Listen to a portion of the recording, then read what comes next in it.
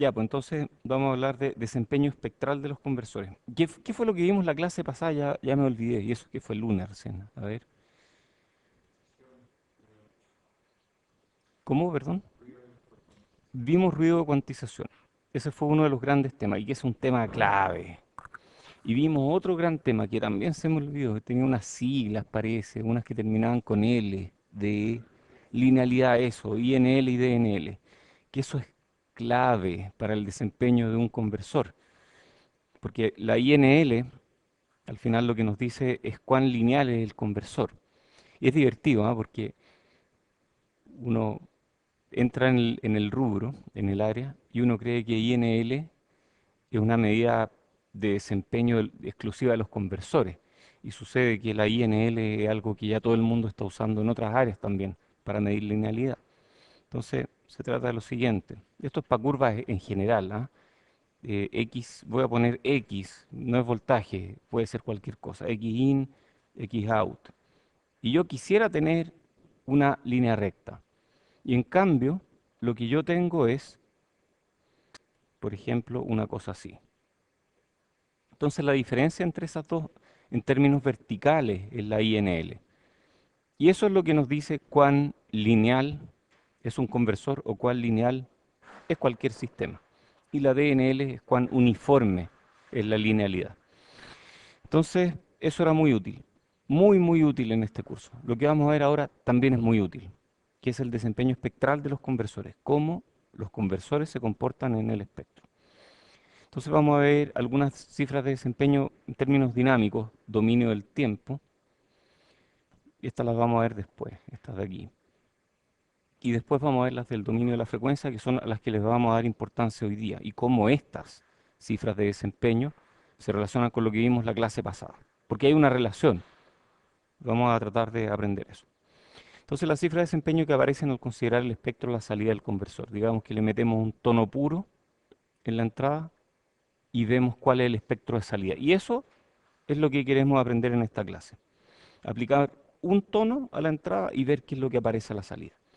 Ambas no idealidades, las estáticas, INL y DNL, y las dinámicas, que son las que están acá, contribuyen a no idealidades en el dominio de la frecuencia.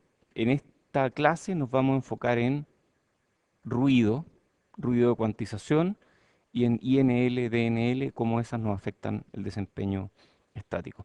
Aquí tenemos esta sopa de letras, SNR, ya la conocen, SNDR, esa la aprendimos, ¿no? La SNDR, ¿o no? No, parece que esa hoy día. Ya, esa la vamos a ver hoy día.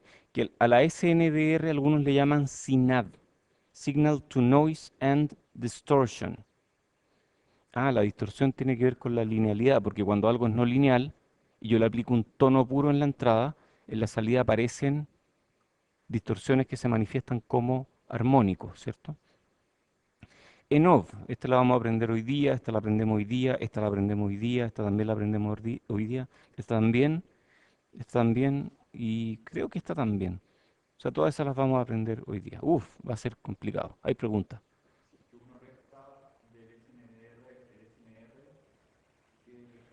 Sí, a ver, tú preguntas cuál es la diferencia entre SNR y SNDR. Es que vamos a ver cuál es la definición. SNR es potencia de señal partido por potencia ¿de qué ruido? Que puede ser ruido de cuantización, puede ser ruido de cuantización más ruido electrónico, porque los conversores tienen en la entrada algún tipo de amplificador muchas veces. Entonces, ya, ok, puede ser, pero puede ser em, puro ruido electrónico. En cambio, SNDR es ruido, es potencia de señal, partido por potencia de ruido más potencia de la distorsión. Qué raro, ¿cómo medimos la potencia de la distorsión? Bueno, agarramos la armónica. Y la potencia de la armónica, esto lo vamos a ver después, ¿ah? Lo vamos a ver hoy día, pero en un rato más.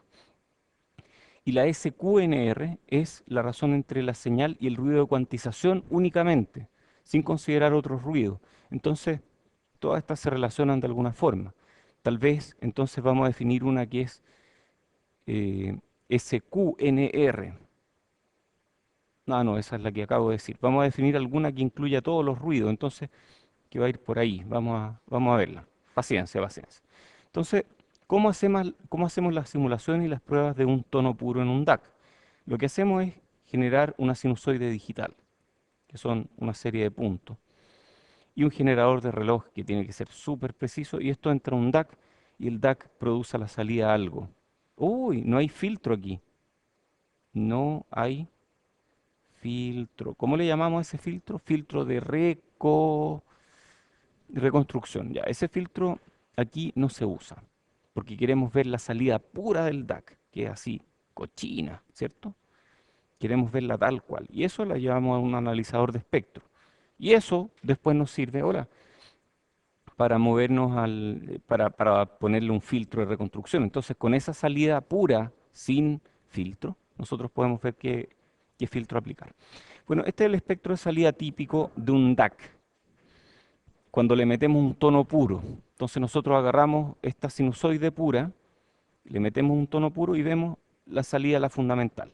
Y aparece segunda armónica, tercera armónica, y aparece una imagen. Ah, claro, pues en torno a la frecuencia de muestreo. Parece que esta es la frecuencia de muestreo, po.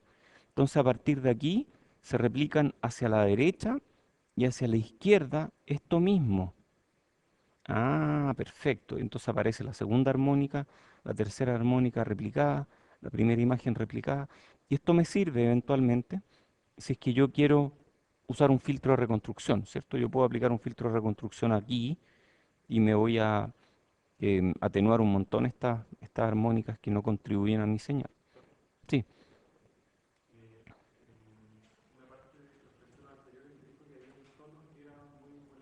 sí,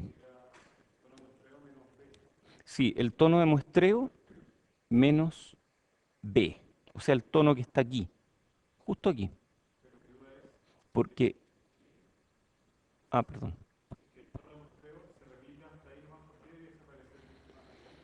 porque este tono en mi espectro original se replica en torno a esto, así, ¿cierto? Entonces este aparece justo aquí, eh, desde aquí hacia allá. Sí, entonces ese es el peor, porque ese es el que se replica justo aquí, me cae encima de la señal. Muy bien, sigamos. ¿Cómo hacemos las pruebas en un ADC?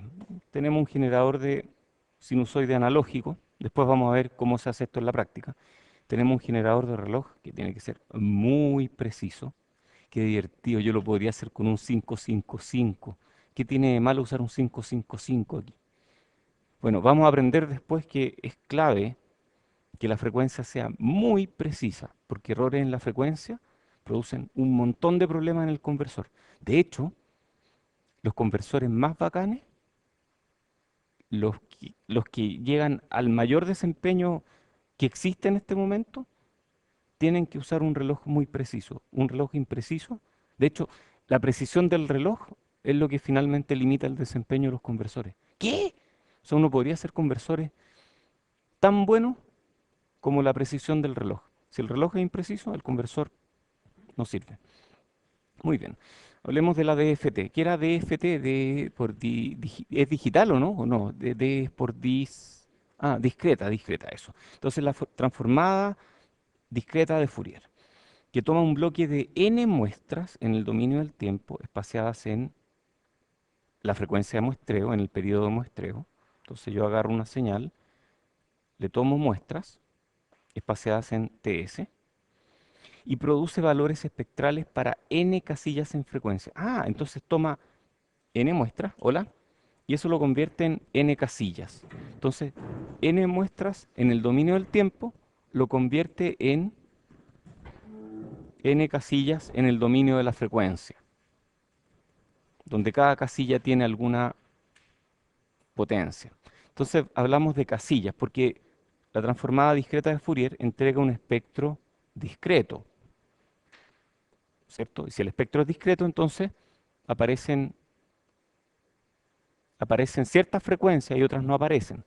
Entonces, cada una de esas frecuencias que aparecen en realidad abarca un rango del espectro que vamos a ver. Cada casilla K, entonces esta casilla K del espectro, representa el contenido de frecuencia a K por Fs partido por N, donde Fs es la frecuencia de muestreo y N es el número de muestras. Entonces, la resolución en frecuencia del espectro de la DFT va a ser mejor si yo tomo más muestras o menos muestras.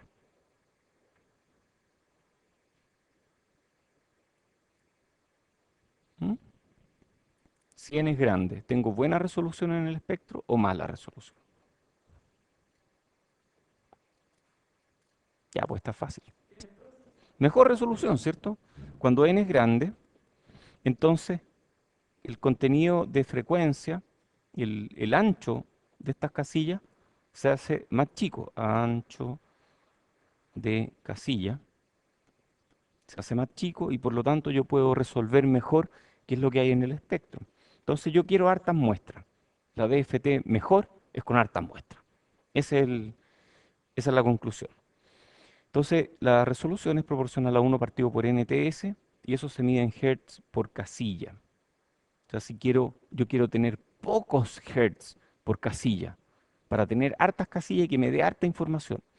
Entonces, para tener pocos hertz por casilla necesito un N grande.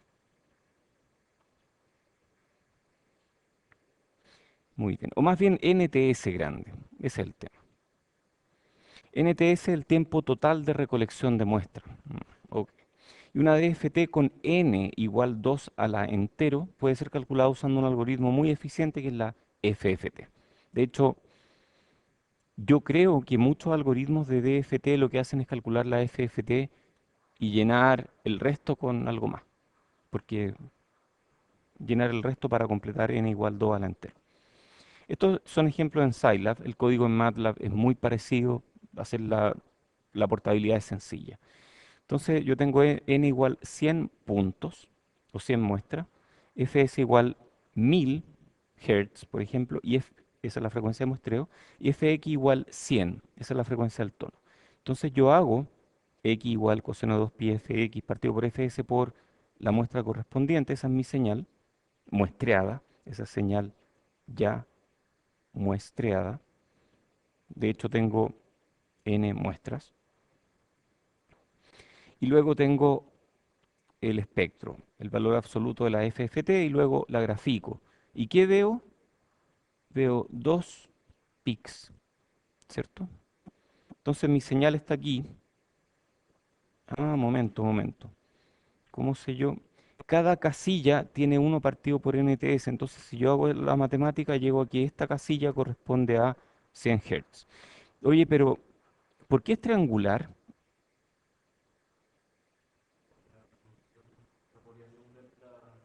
Ok, ok, hay un problema ahí porque yo lo que hice fue un gráfico así, pero tal vez yo debía haber hecho un gráfico discreto. Y si hubiera hecho un gráfico discreto, esta cosa me mostraría eso, ¿de acuerdo? Un gráfico discreto. Entonces tal vez un gráfico discreto es mejor para representar el espectro de frecuencia discreto. Ah, obvio, pues si el espectro es discreto, mejor uso gráficos discretos. Entonces esto está mal hecho. Si normalizamos el gráfico, para usar la frecuencia correcta y no hablar de número de casilla nomás. Ah, ¿y por qué llegamos hasta acá? Ah, de aquí para allá se repite, ¿cierto? De aquí para allá se repite en magnitud, no en fase. Pero a nosotros nos interesa la magnitud, así que vamos a eliminar todo lo que está de ahí para arriba. Ah, ¿y cuál es la frecuencia Nyquist aquí? O más bien, la frecuencia máxima antes de que yo empiece a tener aliasing. Esta señal no tiene aliasing porque aparece aquí. Ah, esta sí tiene aliasing. Entonces, eso es Nyquist. Bueno, yo llego hasta Nyquist. Entonces, llegamos de aquí hasta Nyquist. Y lo que se repite al otro lado nos da lo mismo. Entonces, hacemos la normalización. La normalización es decir, bueno, aquí recortamos. Esto fue recortar el espectro. No omitimos todo lo que está a la derecha. Y luego aquí normalizamos. Pasamos a, perdón, esta parte de aquí la llevamos a decibeles. Y aquí normalizamos la frecuencia en función de la frecuencia de Nyquist, o de muestreo más bien. Entonces esto es la mitad de la frecuencia de muestreo. Y graficamos y vemos que, oh, apareció algo aquí, algo que aquí no se veía. Qué loco, aquí no se ve. ¿Y por qué en el gráfico de al lado sí se ve? Está en decibeles, entonces podemos ver cosas muy chicas. ¿Y esto de acá qué será? ¿Será ruido de cuantización? ¿Qué será eso? Eso es error numérico, eso es el error de MATLAB o de Scilab. Spice tiene errores mucho más arriba. Oye, menos 300 decibeles es mucho. O sea, ese rango dinámico nadie lo aguanta. MATLAB lo aguanta. Muy bien, entonces vamos a hacer lo mismo que antes, pero ahora vamos a cambiar la frecuencia. Fx va a ser 101 en vez de ser 100. Cuando teníamos 100 teníamos un espectro así. Y cuando tenemos 101, el espectro es cualquier cosa. ¿Qué pasó aquí? Ustedes saben lo que pasó, ¿no? A ver, ya, pues, ¿qué pasó? ¿Qué pasó aquí? ¿Por qué se ve tan feo el espectro?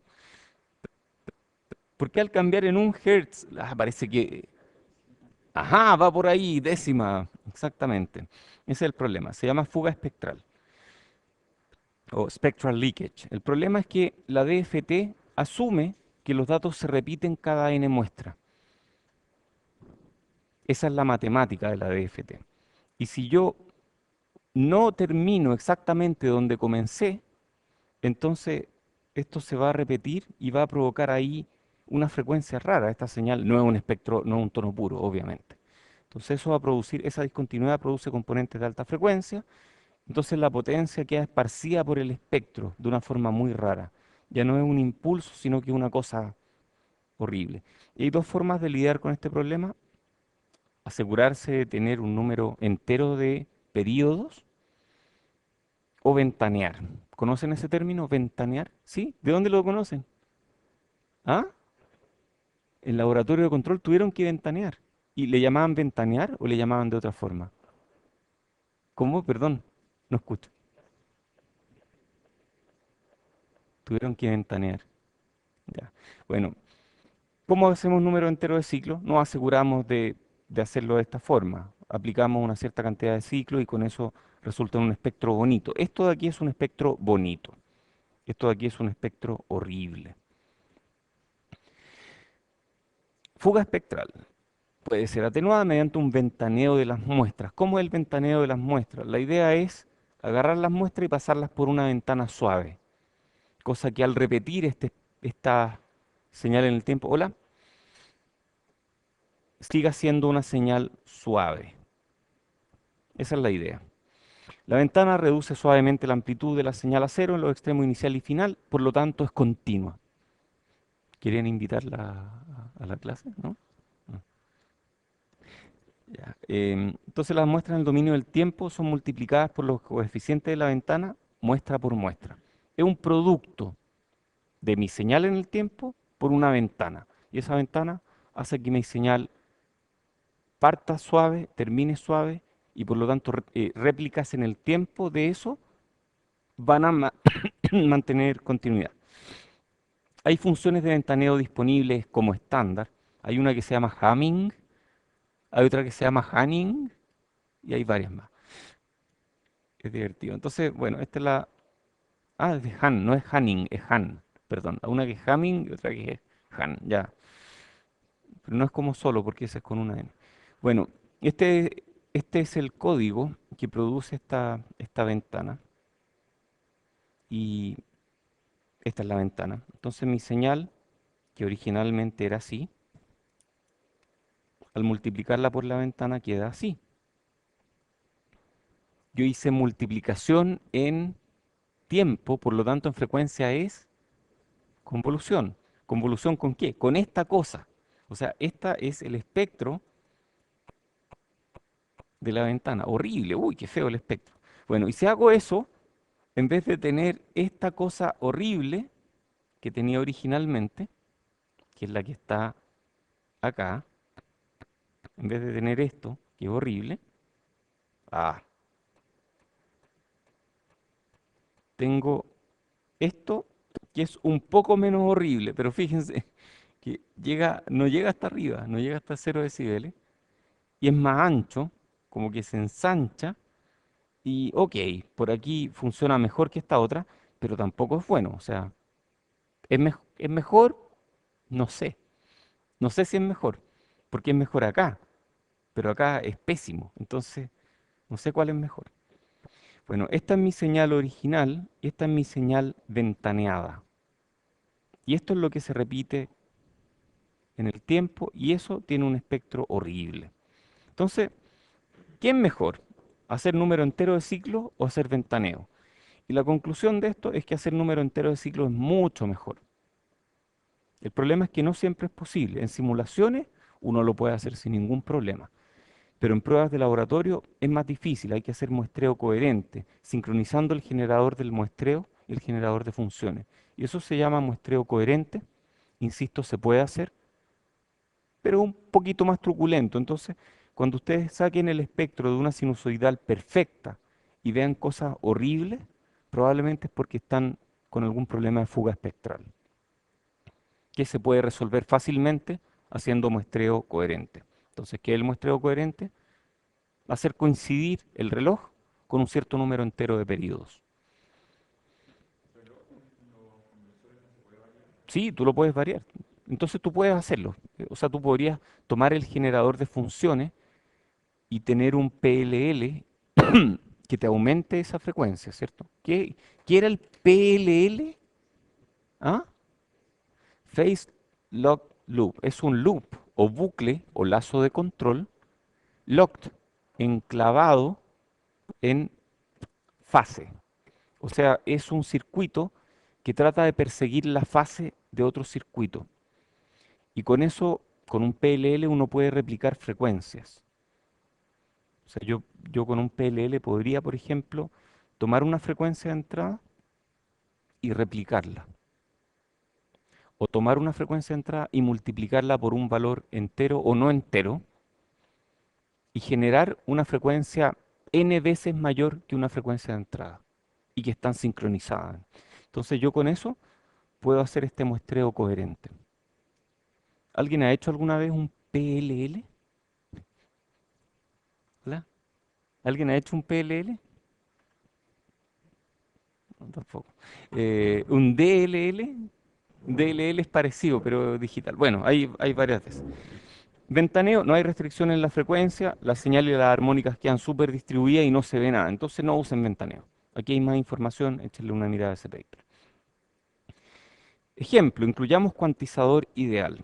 Entonces vamos a hacer lo mismo que estábamos haciendo hasta ahora, que era mirar el espectro de una sinusoide perfecta, pero ahora le vamos a poner ruido de cuantización.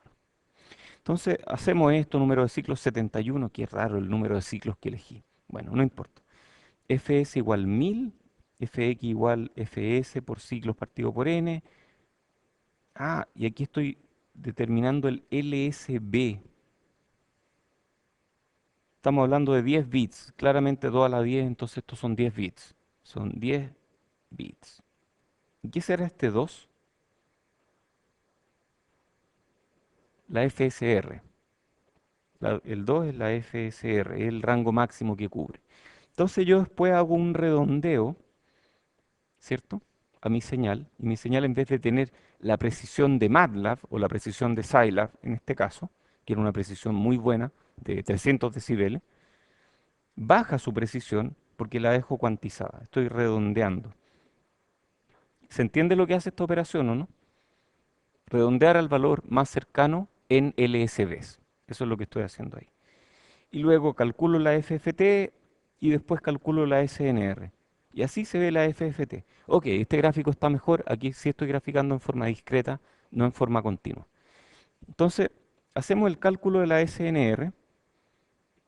Ahí estoy mirando la casilla donde se encuentra la señal. Entonces la señal está en esta casilla Y para calcular la SNR, yo calculo la potencia de la señal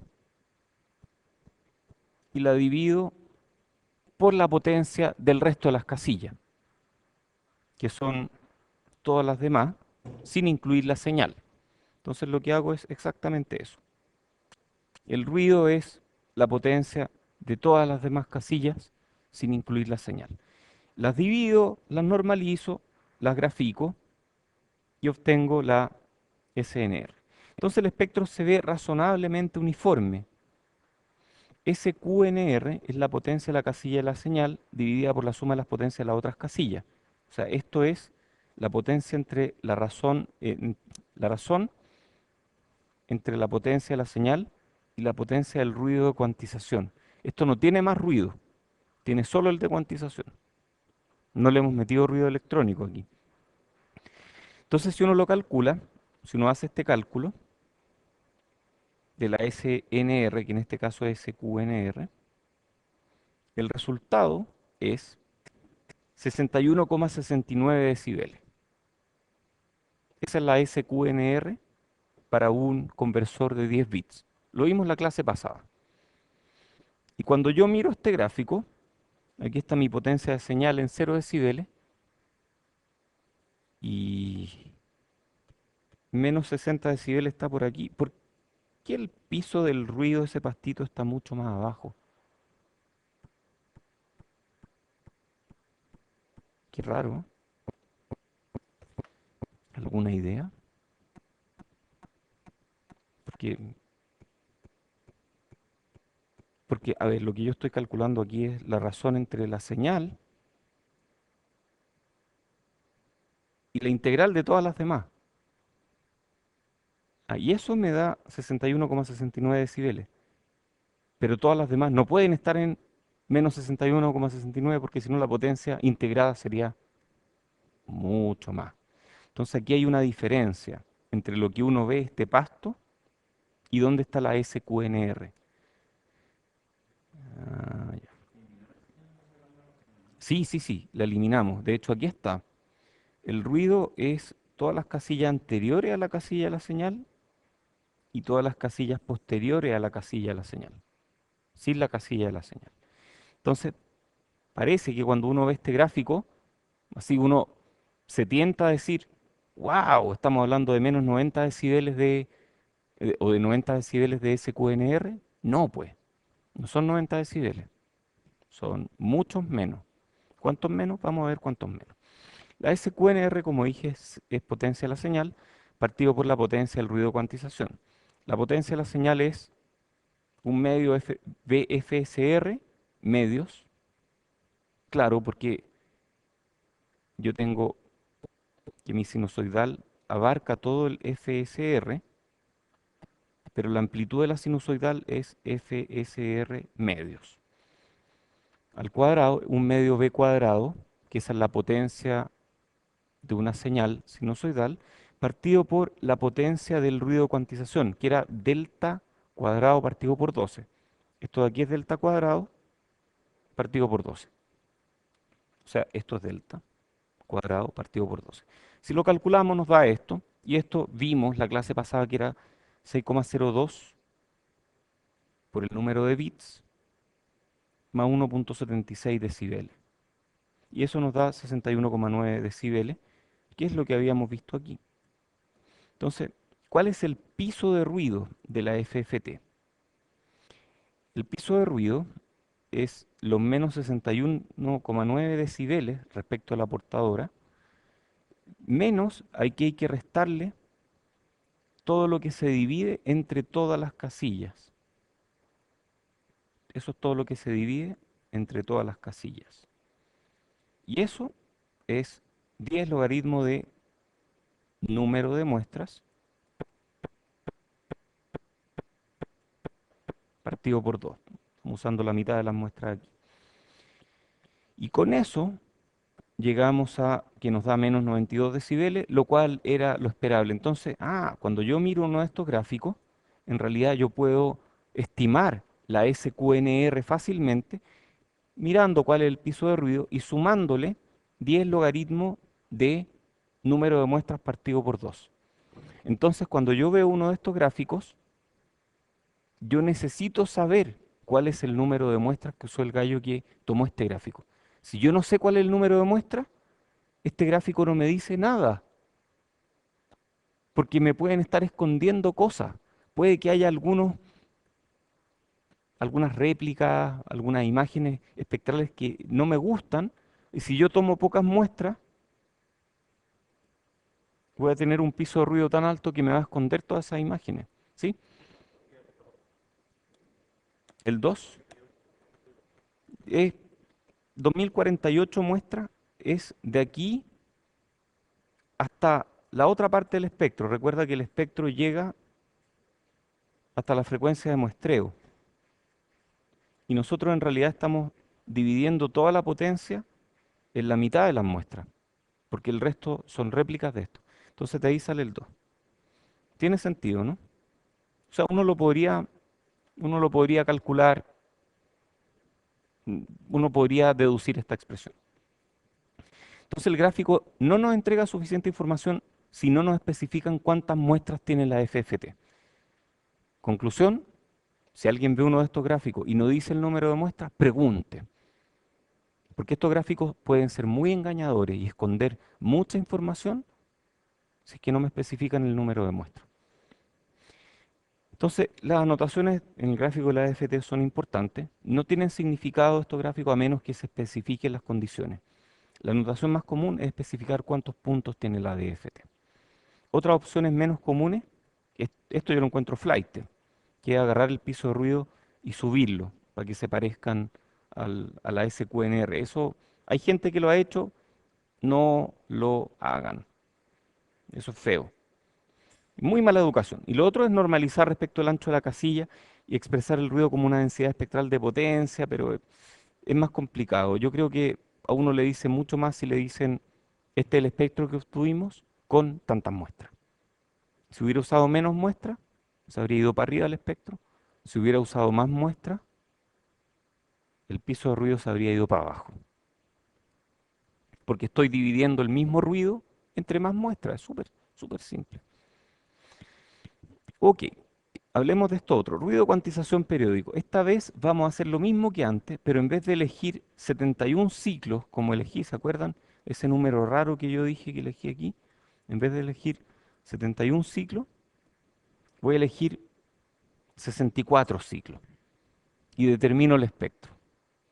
Hacemos exactamente lo mismo. El ruido de cuantización se vuelve determinístico y periódico. Entonces, en vez de tener algo así, como teníamos antes, con un pasto de ruido, tenemos un espectro discreto. De hecho, estas están espaciadas como uniformemente, ¿o no? Y tendrán que ver con la frecuencia de mi señal, ¿o no? ¿Qué son esas? ¿Dónde están? Pero es que no son exactamente armónicas porque el doble de esto está acá. O si son como que o pasará algo raro. A ver, vamos a estudiar lo que pasa, porque yo veo que esta distancia es como igual a esta, y es como igual a esta. A ver, veamos de dónde viene esto, mejor, veamos de dónde viene. Viene de que el ruido de cuantización se vuelve determinístico y periódico, porque ¿se acuerdan algo que vimos en la clase pasada? Si es que uno muestrea siempre en el mismo punto durante la sinusoide, si yo muestreo este punto, este, y luego en el siguiente periodo muestreo en los mismos puntos, entonces el ruido de cuantización es determinístico, ya no cumple con las condiciones que habíamos establecido la clase pasada para el ruido de cuantización, que fuera lo más aleatorio posible. Y al volverse determinístico aparecen, de hecho, se concentra el ruido de cuantización en, en un espectro. Entonces tal vez es un poco más complicado porque hay que ver el espectro del ruido de cuantización.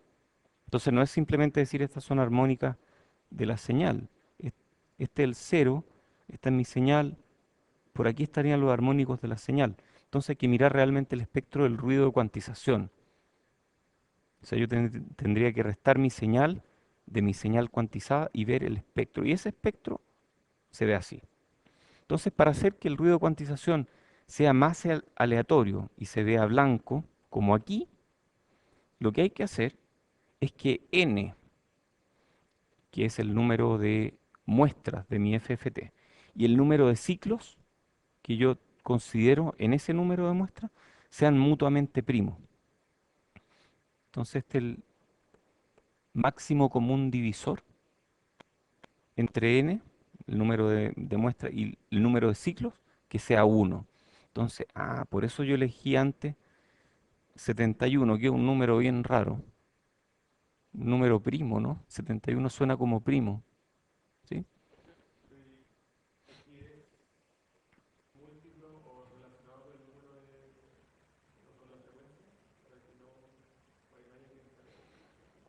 No, eso ya eso dalo por hecho. O sea, perdón, a partir de esta lámina, nunca más vamos a hacer ventaneo. Entonces, yo me aseguré al decir que el número de ciclos es 71. Con eso estoy diciendo que voy a muestrar 71 ciclos en total, justo, partiendo del principio del ciclo 1 y terminando en el final del ciclo 71. Entonces, con eso ya no hago ventaneo. Muy bien, pues entonces parece que esto es clave si no quiero tener un espectro concentrado. Muy bien, ¿cómo es el espectro de salida de una ADC típico? Si uno lo mira en MATLAB, estas láminas vienen de Merman. Entonces aquí me dicen, tenemos una FFT de 2048 puntos. Eso es bueno, la persona que hizo esto fue consciente de que a mí me interesa saber cuántos puntos lleva la FFT. Y luego me dice que la SNR es menos 55,99 decibeles. Entonces me está diciendo por ahí más o menos la SNR. Y esto, bueno, es el ruido que se divide en todas las casillas. Muy bien. Piso de ruido bastante uniforme debido al ruido electrónico adicional. Esta SNR lleva ruido electrónico más cuantización. Entonces lleva de todo. Y el ruido electrónico hace que sea mucho más aleatorio el ruido. Por lo tanto, se ve parejito, parejito. Hay armónicas debido a no linealidades y yo claramente veo, esta es este es mi tono puro. Y esta es la primera, o sea, la segunda armónica, se llama segunda armónica, pero es dos veces la frecuencia del tono puro. Después esta sería la tercera, cuarta, quinta, la sexta y las demás no las veo en realidad, no veo nada. ¿Ah? La SNR es la razón entre la potencia de la señal y la potencia total del ruido, de todos los ruidos. Entonces eso incluye ruido electrónico y ruido de cuantización. Ruido total incluye ruido de cuantización y ruido electrónico. Entonces la SNR es menor que la SQNR. O tal vez es igual. ¿Cuándo es igual? Cuando no hay ruido electrónico. ¿Eso responde a tu pregunta, Jorge? Entonces, cuando eso es, el igual es cuando no hay ruido electrónico. La potencia de ruido que uno calcula debe incluir todas las casillas, excepto DC, que nunca se cuenta, señal, eliminamos la casilla de la señal y eliminamos las armónicas 2 a las 7. 2, 3, 4, 5, 6, 7, no sé dónde está. Entonces, aquí metemos todo excepto DC, señal y armónicas 2 a las 7.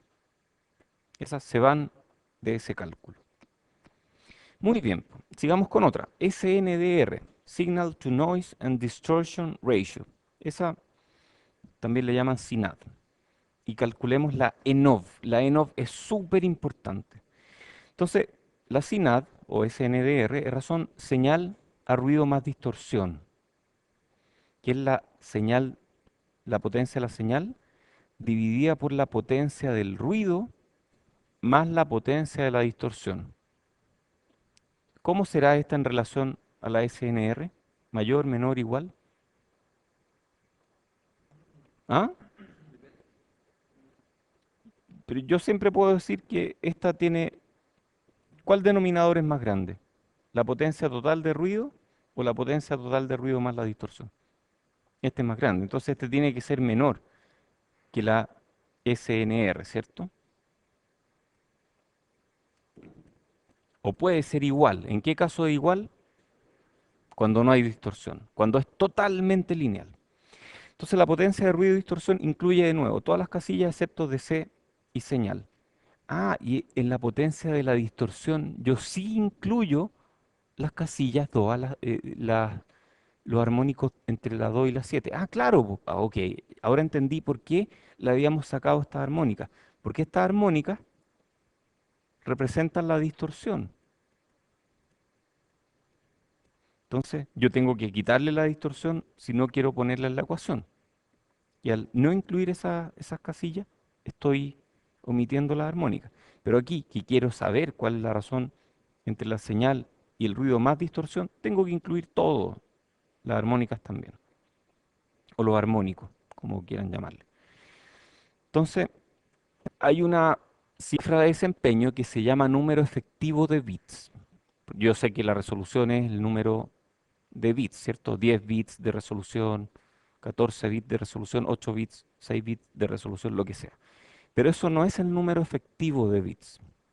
El número efectivo de bits de resolución, que se llama ENOV, Effective Number of Bits. Esa es la definición de la ENOV. Es la SNDR, que acabamos de calcular, menos 1,76 decibeles partido por 6,02 decibeles. ¿A alguien le suena como parecida a esta fórmula algo que vimos la clase pasada o no? Nosotros habíamos calculado la potencia del... ¿Qué había sido? Habíamos calculado la SQNR, ¿cierto? ¿Qué era? ¿Cuál era? ¿La tienes o no? Sí, me sé la fórmula y no sé lo que es. ¿Cómo era? Eso era, exactamente. Entonces, esta fórmula es como lo contrario, es como la fórmula inversa de esa, ¿cierto? Pero en este caso, en vez de meter el ruido de cuantización aquí, la SQNR, que es la razón entre la señal y el ruido de cuantización, metemos la SNDR. Si aquí metiéramos la SQNR, ¿qué obtendríamos como ENOV? El número de bits, tal cual. O sea, si aquí, si en este argumento, si en este operando ponemos la SQNR, obtenemos el número de bits. Pero en vez de poner la SQNR, aquí estamos poniendo la SNDR, que incluye todos los ruidos e incluyen distorsión. Incluye todo lo malo que tiene mi conversor. Y eso me resulta en que la ENOV es menor que el número de bits. Va a ser igual solamente cuando no haya ruido electrónico y cuando no haya ruido, cuando no haya distorsión, cuando sea perfectamente lineal. Pero como todo tiene ruido electrónico y todo es no lineal, la ENOV siempre es menor que el número de bits. Entonces yo puedo tener un conversor de 10 bits, de resolución declarada 10 bits, stated resolution, que es el número de cables que salen del conversor, si es que fuera paralelo, y mi resolución efectiva puede ser, por ejemplo, 9,2 bits. Qué raro, un número no entero de bits. Ya nos vamos a acostumbrar a eso, pero el número de bits no tiene por qué ser entero. Ah, otro tema aquí, otro tema importante. La ENOV se colgó de esta fórmula. ¿Y se acuerdan? Esta fórmula tenía un supuesto. ¿Se acuerdan del supuesto, no? Que la señal de entrada tenía que ser, ¿de qué forma?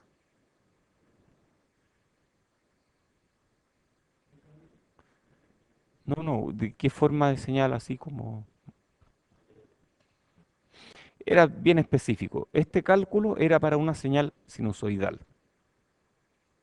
Por lo tanto, la ENOV asume que las señales son sinusoidales. Este cálculo como que no tiene mucho sentido este cálculo de ENOV si mi señal no es sinusoidal. Entonces el número efectivo de bits, o ENOV, un conversor de 10 bits con 47,5 decibeles de SNDR, ¿es realmente un conversor de 10 bits? Entonces si metemos la SNDR en la fórmula, vemos que nos da 7,6 bits. Entonces me lo venden como un tremendo conversor, pero tiene pocos bits efectivos. Entonces es un dato importante. Si yo le voy a meter una sinusoidal, no le voy a sacar más de 7,6 bits. Entonces la ENOV, sí, perdón. Ajá. ¿De otros armónicos? No, todos los armónicos son importantes, pero uno generalmente, esto es una convención de la industria, tomar entre el 2 y el 7. Pero hay más, es una convención. Como que toda la potencia de los armónicos llega más o menos hasta el armónico 7. De ahí ya es muy poca potencia. Sí,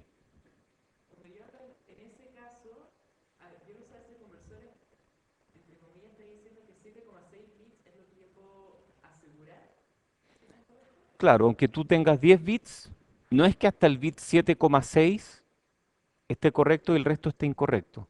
Pero entre todo eso, la información que te aportan es como 7,6 bits.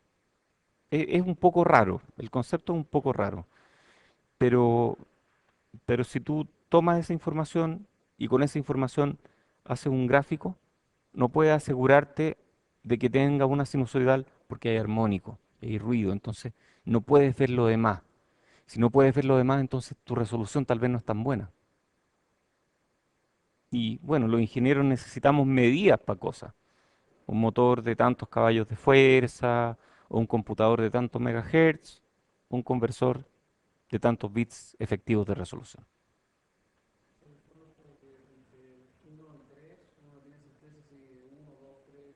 Claro, tú vas a ver que los últimos bits se están moviendo, pero hay algo de información ahí y hay algo de aleatoriedad también. Se mueven y se mueven de una forma un poco aleatoria, porque hay ruido y de una forma tal vez que no es determinística para mí, entonces es ruido. Es ruido y algo de información contienen, pero no mucho. Oye, y a mí me pasó, yo una vez trabajé con un conversor que era de 12 bits y los últimos 5 bits eran cualquier cosa. Este era un circuito que a mí me pasaron, me dijeron arréglalo. Y yo tuve que cambiar todo el circuito para arreglarlo. Y aprendí un montón. Y los últimos 5 bits eran puro ruido, absolutamente puro ruido. Yo le metía una señal cero y los últimos 5 bits así. Entonces el conversor parece que no era tan bueno. O la PCB no era tan buena. Fue hace tiempos. Bueno, obtenemos la ENOV ideal solo cuando hay cero ruido electrónico, función de transferencia perfecta con cero INL. Si no, esto es menor. Este es menor estricto, ¿cierto? Bajo ruido electrónico es caro. Es súper caro hacer que un conversor tenga poco ruido electrónico. No hemos hablado de eso todavía. Pero bajar el ruido térmico en 2 por puede costar 4 por en disipación de potencia. Eso es mucha potencia extra. De ahí vamos a ver de dónde sale esta fórmula. Entonces la regla de oro para una eficiencia en potencia es que la ENOV en un conversor razonable va a ser menor que número de bits menos uno. O sea, si yo tengo un conversor de 10 bits, la ENOV yo esperaría que sea menor que 9 bits, pero no mucho menor, cerquita de ahí. En la industria yo diría que llegan más arriba, llegan a 9,5, incluso más. Pero eso es muy caro en términos de potencia, porque hay que bajar el ruido. La última clase del curso va a tratar estos temas con mucho más detalle, de hasta dónde es razonable llegar. Entonces vamos a ver que hay regiones del espacio de diseño donde sí nos conviene esforzarnos más por bajar el ruido. Y hay otras regiones del espacio de diseño donde bajar el ruido es muy caro y no nos conviene. Y eso lo vamos a aprender en la última clase. Pero por ahora quedémonos con esta regla de oro. No apuntemos a mucho más de B-1, porque es muy caro apuntar a mucho más de B-1. No sacamos nada con bajar el ruido electrónico a cero, Si es que igual tenemos ruido de cuantización, e igual tenemos no linealidad, y todo eso nos afecta el número efectivo de bits. Muy bien. Datos de sondeo. Estos son datos de diferentes conversores de datos. Cada punto representa un conversor de datos donde está los bits declarados menos lo SNDR, que esta en realidad es la SNDR. A veces hay gente que omite la D, pero eso es lo que quiere decir. Entonces, eso es el número declarado de bits menos la SNDR. Y vemos que este es el ideal y casi todos están poquito más arriba del 1. O sea, el promedio es como 1,3 más o menos. O sea, esa diferencia es como 1,3. 1,43, ahí está mejor. Ya, ok. Esto hicieron un pésimo trabajo claramente, porque dicen mi conversor es de 6 bits, pero en realidad es de 2 bits. Horrible, pésimo, pero tal vez muy rápido. Quizá era muy, muy malo en términos de distorsión. Entonces yo le metía una señal sinusoidal de entrada y la salida era cualquier cosa, súper distorsionado. No, ya, ok, algo así. Entonces eso tiene muy pocos bits de resolución efectiva. Esto otro, probablemente hicieron mal las medidas o probablemente gastaron muchísima potencia en bajar el ruido electrónico para llegar hasta ese punto. Porque llegar ahí es muy difícil. Y yo diría que estar ahí está bien, estar ahí es razonable. Quizá los que llegaron hasta acá, no sé, pues tenían algún toque con el ruido. Eso me recuerda que me acaban de publicar un paper de ruido. Ya. No, no es una alusión a nadie. Sí, ahora me dieron la aceptación final, así que... eh,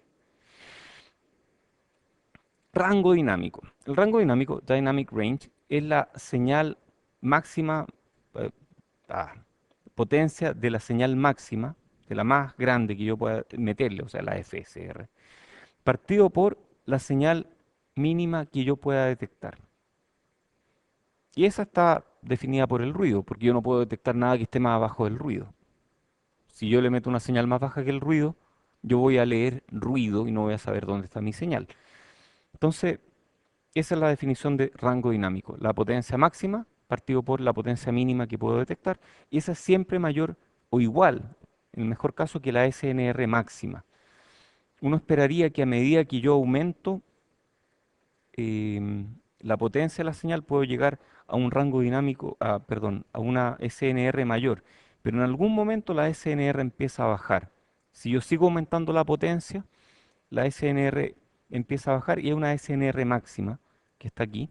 Y esa SNR máxima es menor, o en el mejor de los casos igual, va a ser igual cuando lleguemos a esta punta del triángulo. Esa punta del triángulo representa el igual.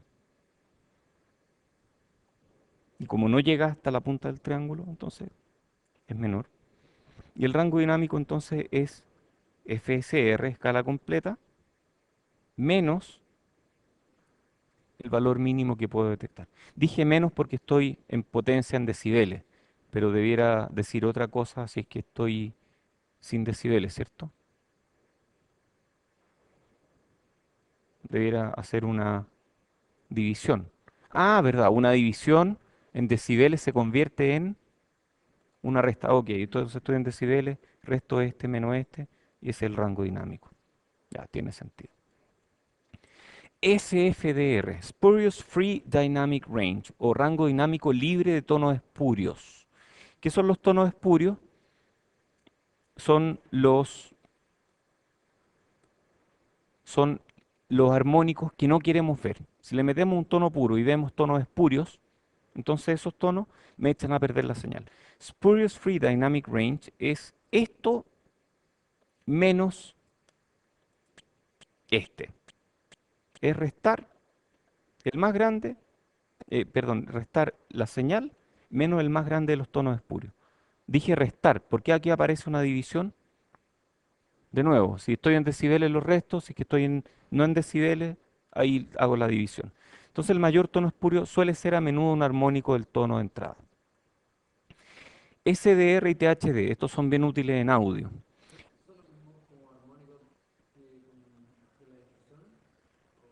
Pueden ser, sí, eso es lo que dice aquí. Puede ser el mismo debido a la distorsión, pero puede ser algún otro tono de alguna señal que se esté colando. SDR, Signal to Distortion Ratio, es la razón entre la señal y la distorsión. Entonces, señal, ¿qué va a ser? Señal es este. Distorsión, 2, 3, 4, 5, 6, 7. Esa es la distorsión. Yo aquí cuento 2, 3, 4, 5. No veo las 6 y las 7. Y la THD, Total Harmonic Distortion, es 1 partido por la SDR. Y este es bien útil en audio. Es distorsión armónica total. ¿Cómo podemos hacer para ver la armónica 6 y 7? ¿Hay algo que permita bajar este piso de ruido para yo poder ver la armónica 6 y 7?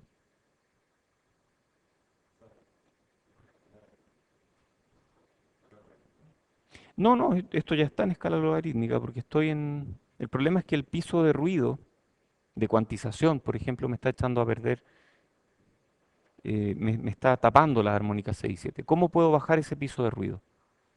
¿Cómo puedo distribuirlo? Si tomamos más muestras, distribuimos ese piso de ruido en más muestras, por lo tanto el piso de ruido baja. Entonces eso es lo que hicimos aquí. Aquí tomamos más muestras. Antes teníamos 2048, ahora tenemos 65.536 muestras. Con eso bajamos el piso de ruido y ahora vemos 2, 3, 4, 5, 6, 7. Aparecieron ahí. Desaparecen cuando uno baja el piso de ruido. Entonces, aumentando el tamaño del vector de la FFT, logramos bajar el piso de ruido revelando armónicas que se habían ocultado. La SNR obviamente no va a cambiar, porque seguimos con la misma potencia. Todo esto tiene la misma potencia que antes, pero la estamos dividiendo en más casillas. Aliasing, cuidado, las armónicas pueden aparecer a frecuencia inesperada si es que no somos cuidadosos con el aliasing. Entonces, aquí aparecen en cualquier frecuencia rara. Si es que nosotros, esta es mi señal de entrada, y si esta es mi señal de entrada, y esto es Nyquist, ok, estoy muestrando a menos que Nyquist, pero las armónicas aparecen en cualquier frecuencia. Oh, o sea, yo aquí estoy respetando Nyquist, pero las armónicas de mi señal, que debería haber aparecido aquí, aparecen en cualquier frecuencia. Entonces, F1 está aquí, F2 está aquí, esta es la segunda, F3 está aquí, F4 está aquí, 5 y así. O sea, aparecen realmente en cualquier parte. Terrible. No están ordenaditas. Distorsión de intermodulación. Intermodulation distortion. ¿Cuál es la idea? Yo le meto dos tonos separaditos por poco y aparecen cosas raras, porque cuando uno tiene tonos que están más o menos cerca, aparecen, si yo sumo dos sinusoidales y le aplico distorsión, ¿qué aparece? Aparece una distorsión de segundo orden que puede ser la suma de las frecuencias y otra que es la diferencia de la frecuencia. ¿Les suena o no? Y la distorsión de tercer orden va a tener tres veces la frecuencia y hay otra que va a tener dos veces la frecuencia de una menos una vez la frecuencia de la otra y así. Se producen todas las operaciones matemáticas, aritméticas entre frecuencias. Entonces, la de tercer orden, IMD3, tiene 2F2 menos F1 y 2F1 menos F2. Y esas aparecen muy cerca. Entonces la IMD es un parámetro importante en sistemas de comunicaciones porque esas aparecen muy cerca de mis señales. Yo no quiero que esas aparezcan cerca, entonces eso es un problema. Tengo una reunión. MTPR es una métrica útil en sistemas de transmisión multitono, Multitone Power Ratio, que es meterle varios tonos, cada uno en frecuencias espaciadas como corresponde según los canales, y una de ellas no meterle tono. A esta, por ejemplo, no le metí ningún tono, pero igual va a aparecer algo debido a la distorsión de intermodulación que me va a dejar algo justo en ese tono. Y la MTPR es cuánto me queda libre hacia arriba, más o menos. Después está dependencia de la frecuencia. Todas estas cifras de desempeño que acabamos de ver ahora dependen de la frecuencia. Entonces uno puede, por ejemplo, calcular la SNDR en función de la frecuencia de entrada. Y aquí vemos para una señal diferencial de 2 volts, señal diferencial de 1 volt, señal single-ended de 1 volt, single-ended de 2 volts. Vemos que cambian un montón según cuál es la FSR que ocupo, según si es diferencial o no. Diferencial obviamente mucho mejor que single-ended. Aquí está la SFDR, también graficada en función de la frecuencia. Y uno puede hacer gráficos más interesantes como frecuencia de entrada, frecuencia de muestreo y aquí SFDR. Y estas son como curvas de nivel. Entonces vemos aquí algunos puntos que tienen SFDR decente. Como que estos puntos son muy buenos, en cambio aquí estamos muy mal. Oh, hay más, dije que esta era una sopa de letras grande. Em, Ancho de banda de resolución efectiva, Effective Resolution Bandwidth. Está definido como la frecuencia de entrada a la cual la SNDR de un conversor presenta una caída de 3 decibeles. Ah, perfecto. Entonces, esta es la SNDR o SINAD y presenta una caída de 3 decibeles. 60 menos 3 decibeles, ¿cuánto es? 57, que es por aquí más o menos. Ah, entonces por aquí va a estar mi Effective Resolution Bandwidth de este conversor.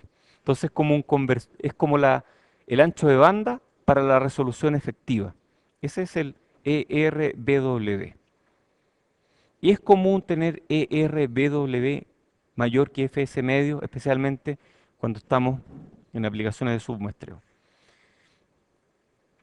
Relación entre INL y SFDR es un poquito tarde, mejor lo dejamos aquí. ¿De acuerdo? No alcanzamos a terminar. Próxima clase le metemos un poco de chala. Yo trato de llegar más temprano y así alcanzamos a ver la clase completa. Eso. Muchas gracias a todos. Nos vemos la clase que viene. El viernes tenemos ayudantía.